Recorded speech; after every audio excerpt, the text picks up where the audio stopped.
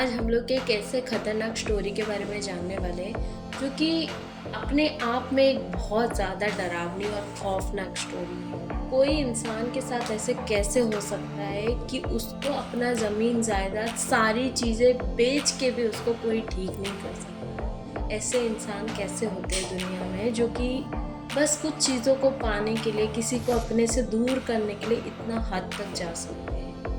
जादू टोना आपने बहुत बार सुना होगा, बहुत चीज़ें आपने अपनी आंखों के सामने देखा होगा, बहुत सारी ऐसी ऐसी चीज़ें होगा जो कि आपने सुना होगा।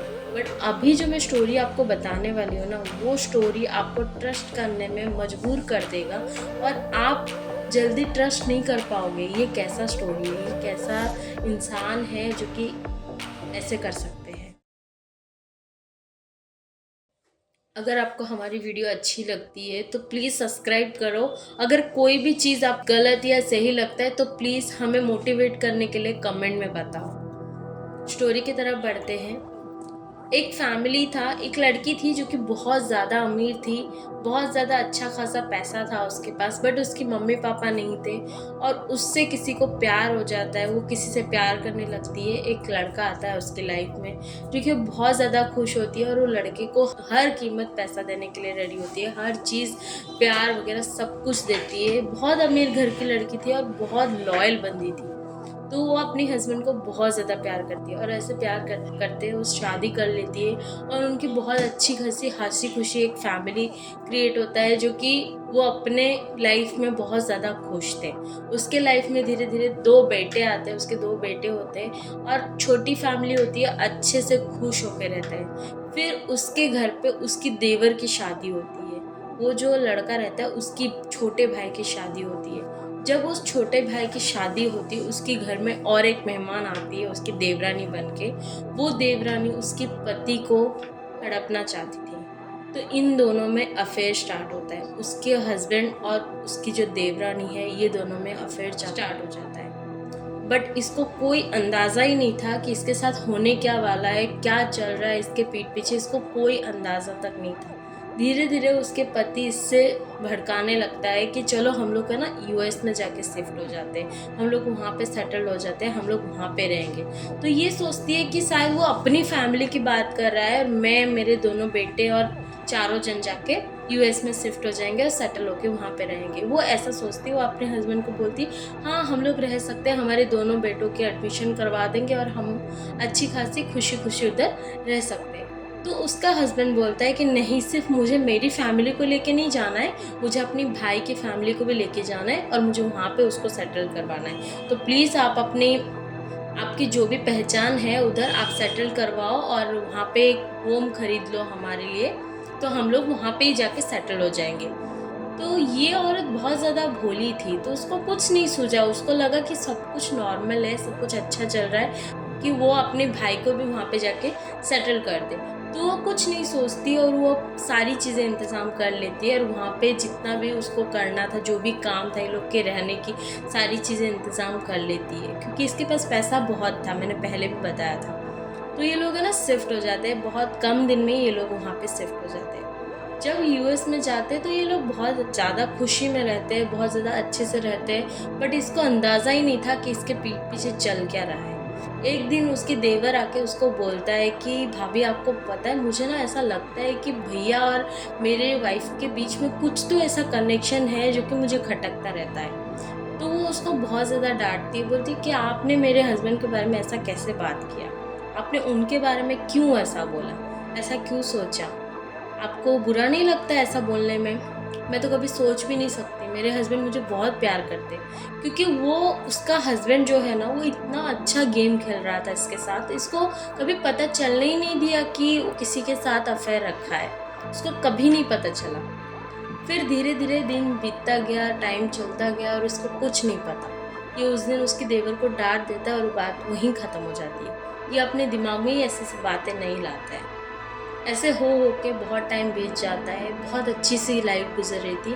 फिर इन लोग का वैकेशंस आता है, बच्चे लोग का वैकेशंस आता है, तो ये लोग सोचते हैं कि कहीं हम लोग वैकेशन मनाने के लिए जाते, थोड़ा कहीं घूमने के लिए जाते, इंजॉयमेंट करने के लिए जाते, ऐसे सोचते हैं और ये लोग होटल बुक करते हैं, कहीं घूमने के लिए एक जगह पे जाते हैं वहाँ पे। जब उस टाइम पे वहाँ पे जाते हैं और सारे लोग इंजॉय करते हैं, ड्रिंक करते हैं, सब कुछ करते हैं, उस टाइम पे उसका जो हस्बैंड है वो उसकी भाई की बीवी को और भाई को साथ में देख के बहुत ज़्यादा जेलसी होने लगता है। उसको बहुत ज़्यादा जेलसी होने लगता है अचानक से, ऐसा पहले कभी नहीं हुआ था। उस टाइम पे पता नहीं उसको क्या हो गया, उसको बहुत ज़्यादा जेलसी होने लगता है कि उसका भाई उसकी वाइफ के ऊपर चिपक के बैठा हुआ है। तो वो अचानक से उठता है और उसकी भाई की बीवी को बोलता है कि आप साइड में आओ, मुझे आपसे बात करनी है। तो ये सारे लोग उसको शॉक होके देखते हैं कि इसको क्यों बुला रहा है बात करने के लिए। उसके बाद वो औरत उठ के साइड में आ जाती है और वो बोलने लगती है कि क्या हो गया। तो वो बोलता है कि अभी आपको एक डिसीजन लेना पड़ेगा, अभी ये सभी लोगों को आपको ये बोलना है कि हम दोनों में रिलेशन है और हम दोनों में अफेयर चल हुआ है। तो ये सारी बातें हम लोग को अभी कन्फेस करना है यहाँ पे। वो औरत बोलती है ठीक है। उसी की एक बातों में वो औरत राज़ी हो जाती है, उसकी एक बार बोलने पे वो हाँ बोल देती है। और ये लोग डिसाइड कर देते हैं और तुरंत जाके वहाँ पे अनाउंस करते हैं कि हम दोनों में रिलेशन है और हम दोनों एक दूसरे के साथ रहना चाहते हैं। तो उसका हस्बैंड भी शॉक हो जाता है और इसकी वाइफ भी शॉक हो जाती है। और इसकी वाइफ को अभी भी ट्रस्ट नहीं हो रहा था कि पता नहीं ये ड्रिंक करके क्या बोल रहा है। वो उसके हस्बैंड को समझाने लगती है कि आप ऐसे मत बोलो, आपके दो बच्चे, आप क्या बात कर रहे हो, दोनों बच्चे बैठे हुए हैं, आप ड्रंक हो तो आप ऐसे बातें मत करो, चलो हम अपने रूम में जाते बातें करते वहाँ पे। तो उसका हस्बैंड बोलता है तुम्हें अभी भी मजाक लग रहा है, मैं मजाक बिल्कुल नहीं कर रहा हूँ, मैं सच बोल रहा हूँ, मुझे इसके साथ रहना है, मैं इसके साथ रिलेशनशिप में हूँ और ये अभी नहीं बहुत पहले से हूँ और मेरा यहाँ पे आने का मकसद यही है कि मैं इसके साथ रहना चाहता हूँ, इसीलिए मैं तुम्हें इधर आने के लिए बोला था। वो सारी चीज़ें एक्सेप्ट कर लेता है। तो उसकी वाइफ को अब थोड़ा थोड़ा ट्रस्ट होने लगता है और वो बहुत ज़्यादा शॉक हो जाती है कि ये सब मेरे पीठ पीछे चल क्या रहा है। बट उसने अपने दिमाग में एक बार डिसाइड कर लिया कि मैं ये दोनों को तो साथ में कभी रहने नहीं दूंगी। ये सोचती है कि मैं ये इसको ऐसे नहीं छोड़ सकती। वो ऐसा सोचती है और फिर अपने अपने रूम में चले जाते हैं सोने के लिए। उसके बाद सुबह वापस से उनकी नशा उतरने के बाद फिर से आके वो वही अनाउंसमेंट रिपीट करते हैं कि हम दोनों को साथ में रहना है, अगर तुम दोनों कंफर्टेबल हो देवर और भाभी तो तुम लोग साथ में रह जाओ। बहुत अजीब सी बात करते हैं। तो ये दोनों ही शॉक हो जाते हैं और बोलते हैं कि नहीं हम ऐसा नहीं करेंगे। और उसका भाई बोलता है कि मुझे तुम लोग का ये बात समझ में नहीं आ रहा है कि तुम लोग ये सब गलत रिश्ता क्यों बना रहे हो, ऐसा गलत बात है, ऐसा नहीं करना चाहिए आप लोग को।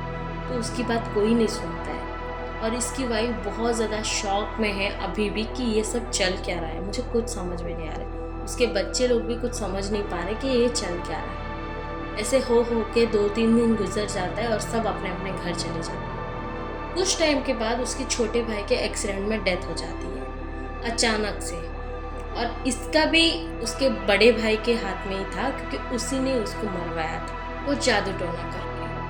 ये बात वहीं पे ख़त्म हो जाती है। अब आती है इसकी बीवी की बात। इसकी बीवी बोलती मुझे तुम्हें छोड़ के नहीं जाना है, मैं तुम्हारे साथ रहूँगी, तुम चाहे लड़की के साथ रहो या तुम चाहे किसी के साथ भी रहो, मुझे इसी घर में तुम्हारे साथ ही रहना है। वो अपना जिद पकड़ के बैठ जाती है कि मुझे तुम्हारे साथ ही रहना है, तुम चाहिए किसी के साथ भी रहो। तो ऐसा बोलती है तो उसका हस्बैंड भी बोलता है ठीक है, क्योंकि उसी के नाम पे घर था और उसी ने ही घर खरीदा था तो उसको तो घर से निकाल नहीं सकते। बट फिर भी उसका हस्बैंड को ये एक्सेप्ट ही नहीं करना था कि वो यहाँ पे रहे। कुछ दिन बीतती है, उसके बच्चे पढ़ाई करते हैं, सारी चीज़ें होता है।